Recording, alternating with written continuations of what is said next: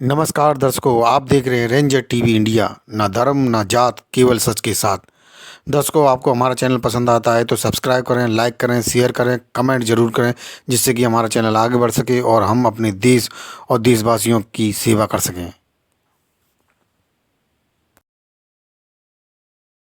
स्वागत करता हूँ, जय भीम, नमोदा करता हूँ।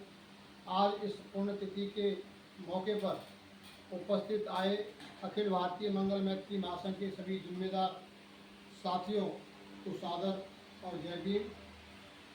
आज भारत के इतिहास में सामाजिक परिवर्तन के महानायक मानवर काशीराम साहब की 19वीं पुण्यतिथि है और ये बड़े गौरव और गर्व की बात है कि भारत के इतिहास में जो सामाजिक परिवर्तन जिसका ड्राफ्ट बाबा साहब डॉक्टर अम्बेडकर ने तैयार किया था, उसे धरातल पर उतारने का कार्य महानायक मानवर काशीराम साहब ने किया और उसे चरितार्थ करके दिखाया।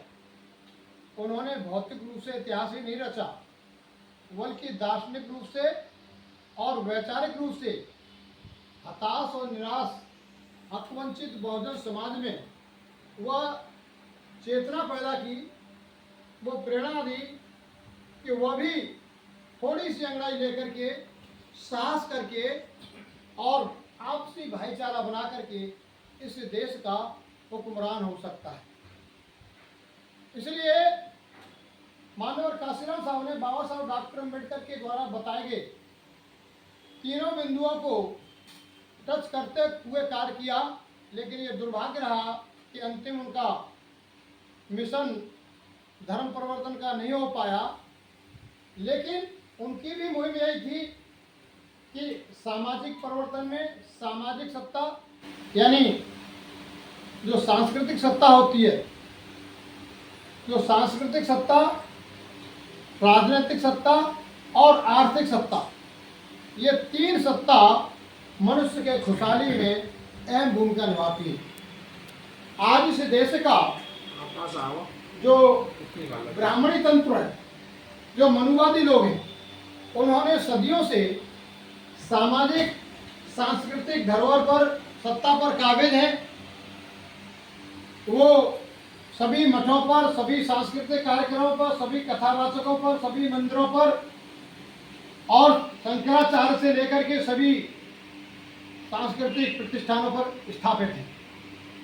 उन्हीं के द्वारा अपने काल्पनिक, कल्पित और विषमतावादी संस्कृति का गली गलियों में बखान करके सारे देश के मानस पटल पर उसकी जो है ब्राह्मण की श्रेष्ठता को सिद्ध कर दिया है।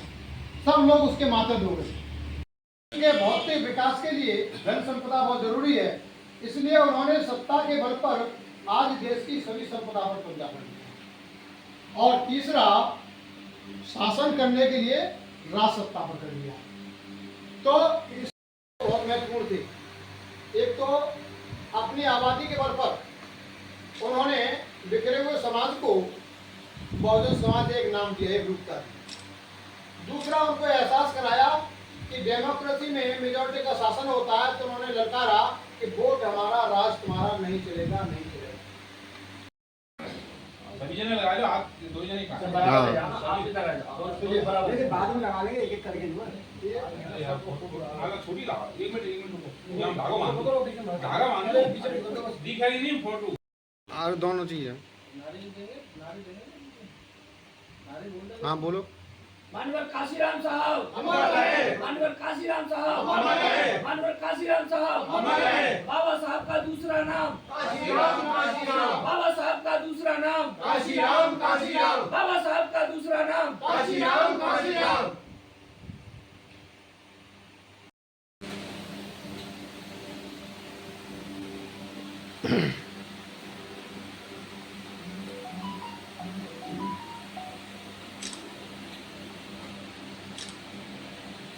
आइए। कोई बात नहीं, आप इधर आ जाओ। नहीं, उधर से फोटो चाहिए ऐसे आओ।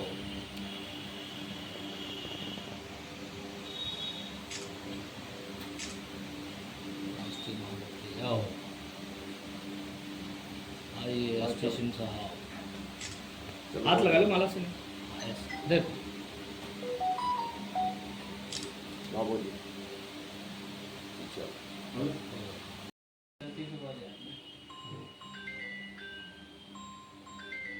बाबू जी आप भी खड़े हो जाओ उधर ही देखो सर देखो सर बस इधर देखो सामने हाँ एक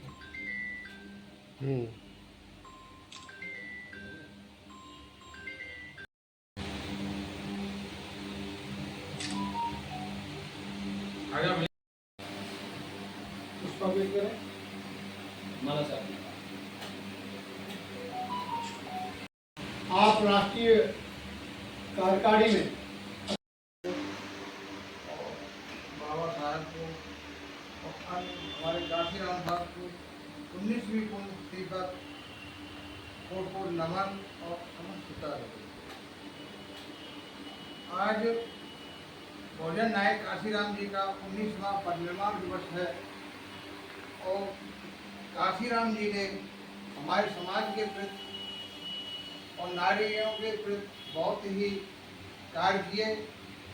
गरीबों के, मजदूरों के, वह सभी के लिए अच्छे कार्य किए। बस में इतना ही। हमें इसकी श्रृंखला में भगवान बुद्ध बाबा साहब मानव जी को सत नमन करते हुए मैं सभी को नमन करता हूँ। आज श्रद्धांजलि अर्पण करने का दिन है। मानव जी ने जो हमें दिया वो युगों तक याद किया जाएगा, हम लोग याद करते रहेंगे। उन्होंने जो समाज के लिए अपना जीवन त्याग के, अपने सुख चैन को छोड़ के समर्पण किया है, जो दिया है वो उसके समाज उसके लिए हमेशा ऋणी रहेगा। हम लोग सब उनके ऋणी रहेंगे और याद करते रहेंगे। आज श्रद्धांजलि भी अर्पण करते हैं। ऐसे बैठो ऐसे सर्वप्रथम मैं बाबा साहब और सदागत बुद्ध को नमन करते हुए आज जिस प्रकार से भारतवर्ष और विश्व के कई देशों में भी हमारे भारत के महापुरुष माननीय काशीराम साहब का परिनिर्वाण दिवस श्रद्धांजलि सभा के रूप में मना रहे हैं।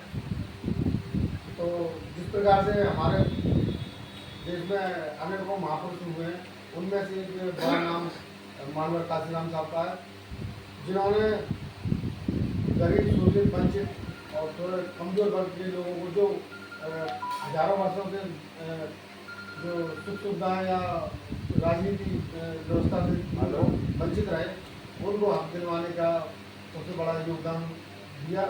जिस प्रकार से हमारे भारत देश के अंदर एक इंसान को बोला जाता है राजनीतिक विशेषज्ञ, जिसका नाम था चाणक्य।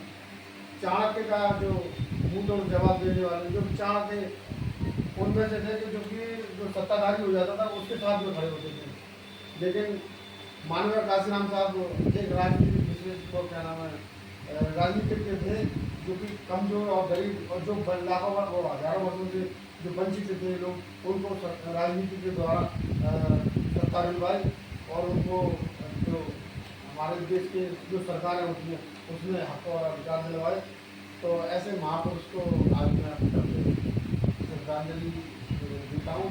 और जब तक वो कहावत है कि जब तक सूरज चांद रहेगा, जैसे बाबा साहब का नाम रहेगा, तो माननीय काशीराम साहब और जो हमारे महापुरुष ऐसे वर्क करते गए हैं, काम करते रहे, वो हमेशा आकाश में चांद तारों की तरह चमकते रहेंगे। इसके साथ मैं आपको यहीं पर अपनी बात को विराम देता हूँ। जय भीम, नमो बुद्धाय, जय संविधान, जय भारत, जय काशी। इसकी प्रस्ताव की विचार करुणा के सागर तथागत बुद्ध को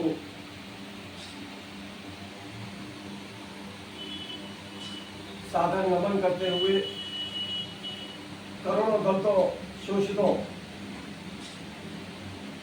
पिछड़ों के मसीहा प्रातः स्मरणीय बाबा साहब doctor B are Ambedkar ji को सादर नमन करते हुए और हमारे देश में समय समय पर पैदा हुए तमाम महापुरुषों को सादर वंदन करते हुए आज पूरा देश ही नहीं पूरे विश्व में आज मान्यवर काशीराम साहब, जिनको कि भारतीय समाज ने बहुजन नायक की उपाधि दी, उनकी आज 19वीं पुण्यतिथि को श्रद्धा के साथ मना रहा है और उनके योगदान को याद कर रहा है।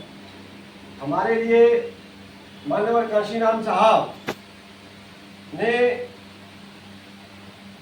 जो अपने जीवन को न्यौछावर किया, उसके लिए पूरा दलित समाज ही नहीं, पिछड़ा और पूरा भारतीय समाज उनको सादर नमन करता है। और उनके नेतृत्व में दलित समाज ने जो राजनीति में तमाम ऊंचाइयों को छुआ, उसके लिए सदा हमारा समाज उनका ऋणी रहेगा। मान्यवर काशीराम साहब को बहुजन नायक की उपाधि यूं ही नहीं मिली। बाबा साहब डॉक्टर B.R. अम्बेडकर जी ने जो दलित, पिछड़े और शोषितों को जो आवाज दी, उसी आवाज को मान्यवर काशीराम साहब ने आगे बढ़ाने का काम किया। बाबा साहब डॉक्टर B.R. अम्बेडकर के सन 1956 में परिनिर्वाण के बाद में भारतीय दलित राजनीति में एक गैप सा पड़ गया था, अंतराल आ गया था। लेकिन क्योंकि बहुजन समाज में प्रकृति ने हमेशा ऐसा किया है कि समय समय पे एक अंतराल के बाद में उस जो है गैप को प्रकृति ने समय पे भर दिया है। तो बाबा साहब डॉक्टर B.R. अम्बेडकर जी की इस दुनिया में विदा होने के दौरान ही सन 1978 में मान्यवर काशीराम साहब ने अपनी राजनीतिक सक्रियता को आगे कर दिया था और उन्होंने पूरे देश में जो सरकारी कर्मचारियों का जो है संगठन बना के वामसेवक के रूप में जो हमारा भारतीय दलित समाज का जो प्रबुद्ध वर्ग था, उसको एकजुट करके वामसेवक के रूप में इकट्ठा किया और पूरे जन जन में जो कि दलित समाज, पिछड़ा समाज, जिसको राजनीति में प्रतिनिधित्व नहीं मिल पा रहा था, उसको एकजुट करके उन्होंने एक आवाज दी, एक दिशा दी और दलित शोषित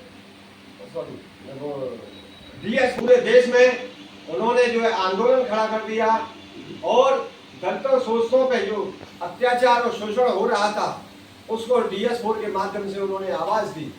उन्होंने पूरे देश में एक जो है कुशल रणनीति बना के जो है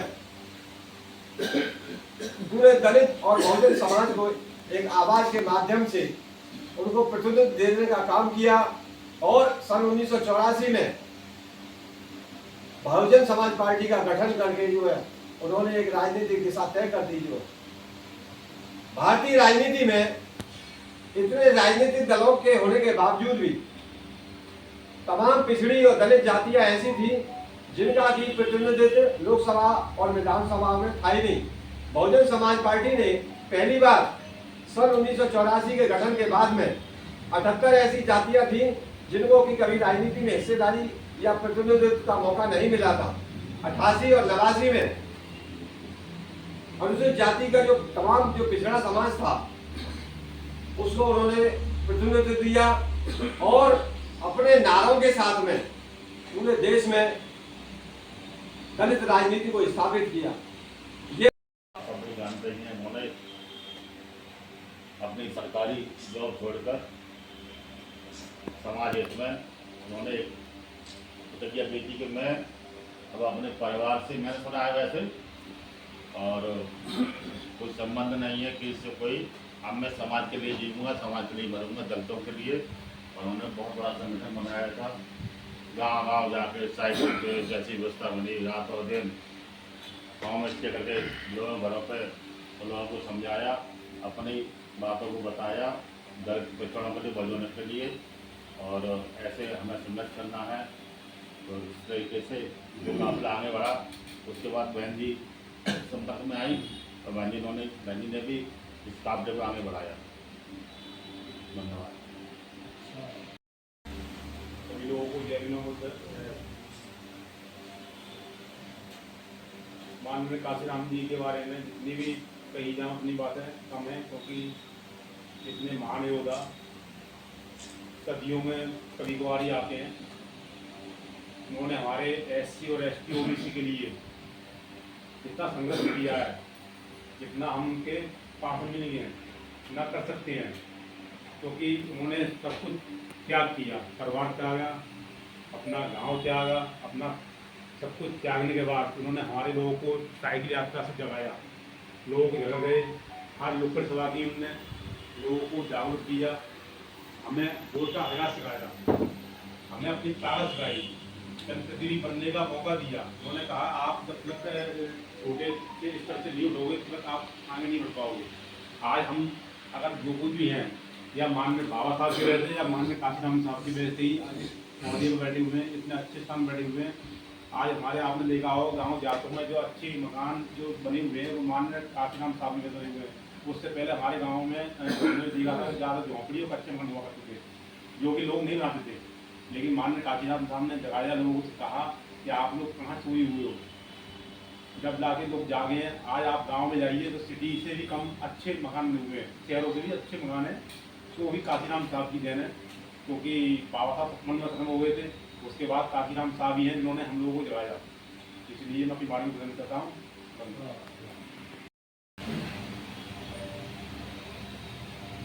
स्वागत भगवान बुद्ध के चरणों में नमन करते हुए मैं अपने सभी पूर्वजों को, जिन्होंने अपनी बुद्धि बल पर समाज के अंदर में भाईचारा बढ़ाया और हमारे समाज का नेतृत्व किया, उन सभी पूर्वजों को मैं सत नमन करता हूँ, उनके चरणों में शीश नवाता हूँ। साथियों, आज हमारे एक महानायक साहब, जिनको हम साहब के नाम से बुलाते थे, साहब श्री काशीराम जी का जो है परिनिर्वाण दिवस है, 2006 में वो खत्म हुए थे, उस हिसाब से आज 19वां परिनिर्वाण दिवस है उनका। साथियों, मैं इनके संघर्ष के दिनों की बात करता हूँ। बाबा साहब ने संघर्ष किया था वो हमने नहीं देखा, लेकिन इन्होंने जो संघर्ष किया था वो हमने देखा। एक समय था जब ये पूना में रहते थे, एक बार का किस्सा मैं आपको बता रहा हूँ कि साहब को स्टेशन से ट्रेन पकड़नी थी और उनकी साइकिल में हवा नहीं थी, तो उनकी जेब में 5 पैसे का सिक्का नहीं था जिससे वो हवा डलवा लेते। उन्हें पैदल ही भाग करके ट्रेन जा करके पकड़नी पड़ी, लेकिन ऐन वक्त पे ट्रेन चल रही थी तब वो ट्रेन में चढ़ पाए। तो उनके संघर्ष की इसी से आप कल्पना कर सकते हैं कि उन्होंने कहां से कहां तक संघर्ष किया। प्रथम बार जब गठबंधन के तहत उत्तर प्रदेश में चुनाव हुए तो एक तरफ कमंडल की राजनीति थी और एक तरफ राम वो जो है कमंडल की और बीपी मंडल आयोग लागू करो, विदेशी प्रसाद मंडल नाम था उनका। बीपी मंडल जो है उसको दोबारा बना करके और पिछड़ों की और उनकी गिनती की गई थी, उसका उन्होंने उसको इम्प्लीमेंट नहीं किया। तो उस आयोग की जो सिफारिशें थी उनको इम्प्लीमेंट नहीं किया था। हमारे समाज की विडंबना रही है कि उन्होंने बौद्धिक संपत्ति को कभी महत्व नहीं दिया। बौद्धिक संपत्ति उसको हमारे समाज ने कभी महत्व नहीं दिया। और अभी हमारे राष्ट्रीय अध्यक्ष जी ने भी बात कही थी कि ऐसे लोग चुन करके जो चले जाते हैं विधानसभा में और लोकसभा में, वो हमारे समाज का प्रतिनिधित्व के नाम पर उनको सवर्ण समाज और चुन लेता है, उनको निर्वाचित करवा देता है, क्योंकि 1 और 1 11 होते हैं, अकेले 1 का कुछ नहीं होता है।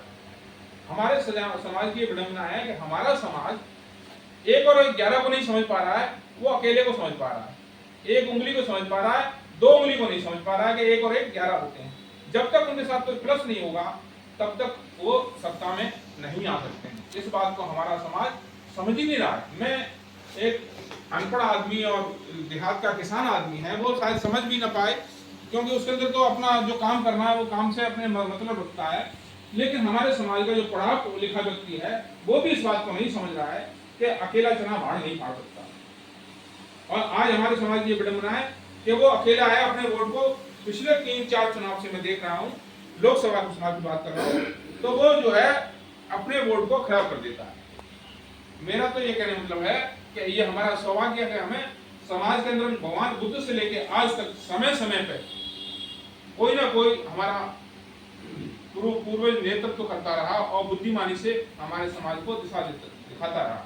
बाबा साहब ने भी ये कहा था, बाबा साहब ने ये कहा था कि मैं यहाँ तक इस कारवां को ले आया हूँ, अगर आप आगे नहीं ले जा सकते हो तो कम से कम इसको पीछे नहीं जाने देना।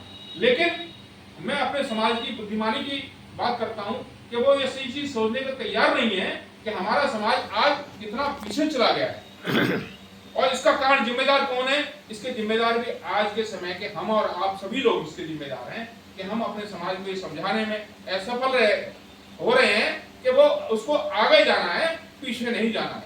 अगर हम पीछे गए तो फिर आप समझ सकते हैं मनुवाद के टाइम पे अभी हमारे राष्ट्रीय अध्यक्ष जी ने बहुत ही अच्छी बातें बताई, संवैधानिक बातें बताई कि संविधान में कितना कुछ बदल दिया इन लोगों ने कि आज जो है 7 वर्ष से नीचे का अपराध है तो उसको कोई सजा नहीं मिलती है, ना ही पुलिस उसको गिरफ्तार करती है और किसी की बेइज्जती, डिग्निटी और उसकी जो है कहीं पर भी सरेआम जो है बेइज्जती की जा सकती है। इस बात को अभी 2 दिन पूर्व में आप इस बात को परिलक्षित हो रहा है कि सुप्रीम कोर्ट के जज के ऊपर में जो अटेम्प्ट किया गया, यानी कहने का मतलब है उनको जो उनकी इच्छा थी वो पूरी नहीं हो पाई, जैसे उसने वो किया तो उसके ऊपर इतने हौसले इनके बुलंद हैं कि सुप्रीम कोर्ट के ऊपर में भी आघात करने से नहीं चूक रहे हैं। तो हमारा तो ये कहने मतलब है इसका कारण भी हम लोग हैं। अभी पिछले चुनाव के अंदर लोकसभा में आपने देखा होगा कि हमारे समाज जो है वो सो रहा था और जागृत समाज कह रहा था अब की बार 400 पार। इसका मतलब समझते हैं ये एक नारा नहीं था। हमारे लोग इस बात को जो प्रबुद्ध जने थे यानी बुद्धिमान लोग थे उन्होंने समझा और उन्होंने समझा तो आज हम उस स्थिति में हैं कि कम से कम संविधान बदलने से रुक गया है। अगर 400 पार हो जाती तो आप उसकी कल्पना कर नहीं सकते हो कि क्या हो जाता हमारे समाज के साथ में, क्योंकि 400 पार होने का मतलब है आपके संविधान की वो जैसे चाहते वैसे धज्जियां उड़ा देते। समझने की बात यह है कि हमारा संविधान जो हमारा देश चल रहा है वो संविधान के तहत चल रहा है और संविधान के अंदर में 400 पार का मतलब है संविधान में आप जब चाहो जो परिवर्तन कर सकते हो। तो 400 पार अगर हो जाते तो हम धन्यवाद देना चाहते हैं उन संगठनों का जिन्होंने इंडिया गठबंधन बनाया। इंडिया गठबंधन बना करके उनकी मंसूबे के ऊपर पानी फेर दिया। उसके अंदर में एक जाति का रोल नहीं था, सभी जातियों के लोग जो संविधान प्रेमी थे उन्होंने कहा कि ये अगर संविधान बदल देंगे और फिर आप समझ सकते हो कि पहले इतना ज्यादा आसान नहीं था। जिस काम को भारत जब आजाद हुआ था तो बाबा साहब ने, पंडित नेहरू ने और क्या नाम है सरदार वल्लभ भाई पटेल और उस समय के जो प्रबुद्ध लोग रहे थे उन सबने मिलकर के बाबा साहब को यह जिम्मेदारी थी कि आप संविधान बनाइए। आज इतना विकास जो किया इस देश ने वो भी बाबा साहब के जो संस्थान बाबा साहब ने बनाए थे उनकी वजह से ये विकास दिख रहा है आपको। मेरा ये कहने मतलब है अगर हम बाबा साहब की बात करते हैं, बाबा साहब की फोटो लगा करके पूछते हैं, लेकिन बाबा साहब के बताए हुए मार्ग पर नहीं चलता हमारा समाज, ये हमारे समाज की बहुत बड़ी विडंबना है। ज्योतिबा फुले, छत्रपति साहू जी महाराज, नारायण गुरु, कबीर साहब और मान्यवर काशीराम साहब जैसे सभी महापुरुषों को 3 बार पंचांग प्रणाम। आज कार्यक्रम की अध्यक्षता कर रहे आदरणीय श्याम बाबू भारती जी और आदरणीय सौरभिया जी, आदरणीय जसवंत सिंह राणा जी अध्यक्ष और सभी उपस्थित यहाँ मेरे संघ के पदाधिकारियों, आप सभी को सादर जय भीम, नमो बुद्धाय। धम्म बंधुओं, आज एक ऐसे महान पुरुष की पुण्यतिथि है कि हमें परम पूज्य बाबा साहब के बाद यदि कोई शख्सियत थी तो परम आदरणीय काशीराम साहब थे। इसीलिए नाम दिया गया कि बाबा साहब का दूसरा नाम काशीराम, काशीराम। बाबा साहब से जो शेष कार्य बचा था परम आदरणीय परम पूज्य काशीराम साहब ने उसको पूरा किया और उन्होंने पूरा जीवन अपना बहुजन हिताय बहुजन सुखाय लोकानुकंपाय के लिए तथागत बुद्धदेव बाबा साहब की वाणी को आगे बढ़ाते हुए जनहित के कार्य किए और उन्होंने अपनी वाणी से लोगों को समझाया, लोग समझे। साथियों, मेरी मुलाकात मानवर काशीराम साहब से 1986 में करहारी गांव में हुई। हमारी बुआ है श्री जुगल किशोर श्यामल फूफा जी हैं, उनके यहाँ मानवर काशीराम साहब 2 दिन रुके थे। आर्य नाडा साहब थे साथ में, और उसी समय मेरी बुआ जी के जुड़वा 2 बच्चे पैदा हुए थे, तो उनके नाम और बहन जी भी थी, हमारी बहन जी ने और काशीराम साहब ने नाम रखे। पहली मुलाकात मेरी है तो उनका ऐसा नेचर था कि सबसे बड़े प्यार से बात करते थे और उनके अंदर कोई ये नहीं था कि मैं सरकारी अफसर से रिटायर हूँ या मैं इतना बड़ा जानकार हूँ। बड़े लोगों से बड़े ढंग से बात करते थे, बड़े प्यार से बात करते थे। तो साथियों, पहली घटना वो थी। दूसरी घटना, काशीराम साहब का परिनिर्वाण होने के बाद जब कलश यात्रा लखनऊ में गई तो जब रैली थी, बहुत बड़ी रैली थी। अब हम उसमें रैली में स्वामी के साथ मोड़ रहे थे और हम भी बिल्कुल पकड़े हुए थे। तो उसी समय मेरी एक ऐसी घटना घटी कि मेरी जेब कट गई। मेरे 50,000 रुपये रखे थे, वो जेब कट गई। मेरी जेब कट गई तो मुझे ऐसा लगा, लेकिन काशीराम साहब ऐसा आशीर्वाद दे के गए और हम लोग उनके बातों में चलते रहे। तो आज हमको सब कुछ है, सब आपके आशीर्वाद से है। तो 4 लाइनें कविता की कहते हुए अपनी श्रद्धांजलि अर्पित करूंगा। काशीराम साहब ने कहा कि हे बहुजन समाज के लोगों, तुम इतना तुम करवा देना, मेरी लाश पे कफन जगह तुम पंचशील डलवा देना।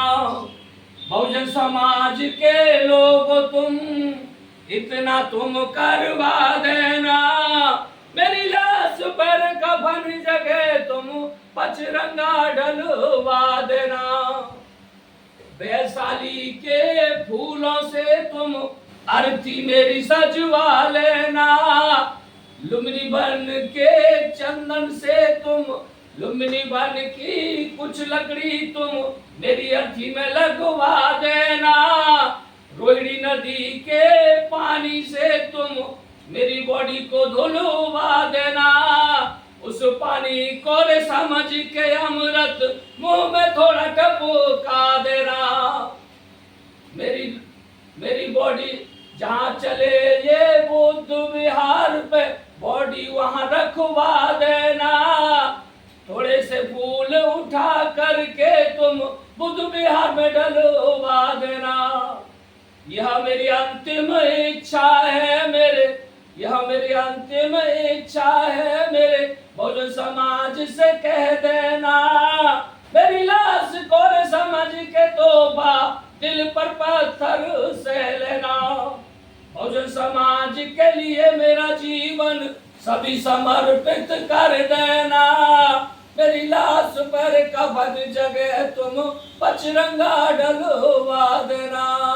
मेघ सिंह तू गीत ये गाकर, मेघ सिंह तू गीत ये गाकर क्रांति की ज्योति जला देना। बहुजन समाज के लोग तुम मेरे इतना कार्य करवा देना। जय भीम, जय भारत, नमोदाय। आज यहाँ कांसमना कॉलोनी में संघ के कार्यालय पर माननीय काशीराम जी की पुण्यतिथि का जो आयोजन किया है, मैं सभी सम्मानित पदाधिकारियों को कोटि कोटि धन्यवाद देता हूँ। मैं इसी कड़ी को आगे बढ़ाते हुए विश्व दीपक, तथागत और तमाम महापुरुषों को नमन करते हुए माता रमाबाई, सावित्रीबाई फूले, फातिमा शेख को वंदन और नमन करते हुए मैं कुछ अपने साथ की जो कड़ियाँ जुड़ी थी, मैं अतीत की तरफ थोड़ा जाऊंगा कि मेरा विद्यार्थी जीवन था। उस समय चौधरी राधेश्याम लाल मस्जिद के निवासी थे, बामसेठ में सर्विस करते थे और वो बामसेठ के कर्मठ कार्यकर्ता थे। विद्यार्थी जीवन में जब मैं ITI कर रहा था, उस समय मुझे कूपन दिए गए, तो मैं कूपन 1-1 रुपये के वो मेंबर बनाने का कार्य करता था। जब मैं मेरठ से वापसी हुई, मेरी पढ़ाई खत्म होकर के, तो मुझे बहुजन संघक नाम का जो समाचार पत्र प्रकाशित होता था, उसकी जिम्मेदारी मुझे सौंपी गई, तो विद्यार्थी जीवन में साइकिल के माध्यम से ये मैं कार्य करता रहा। उसके बाद फिर मुझे चौधरी राधेश्याम ने ही यहाँ नाराज के 2 बंदों से परिचय कराया, जो कि वामसेप से जुड़े हुए थे सज्जन, कालीचरण मधुर जी और विमल साहब के पिताजी रामसिंह जी। इन दोनों के लोगों के माध्यम से आज कम से कम मैं 2000 लोगों के बीच में जाना पहचाना जाता हूँ। जब आंदोलन की शुरुआत हुई तो प्रथम दौर में वाम से जो संगठन था उसकी पृष्ठभूमि दीना भाना बाली समाज के थे, राजस्थान निवासी, दूसरे थे DK खाबड़े थे। इन दोनों की उस पृष्ठभूमि की भूमिका यहाँ तक आई कि दीना भाना ने बगावत की काशीराम और अंबेडकर जयंती के मुद्दे को लेकर के। वो महकमे के जो चीफ थे वो मनुवादी लोग, ब्राह्मणवादी लोगों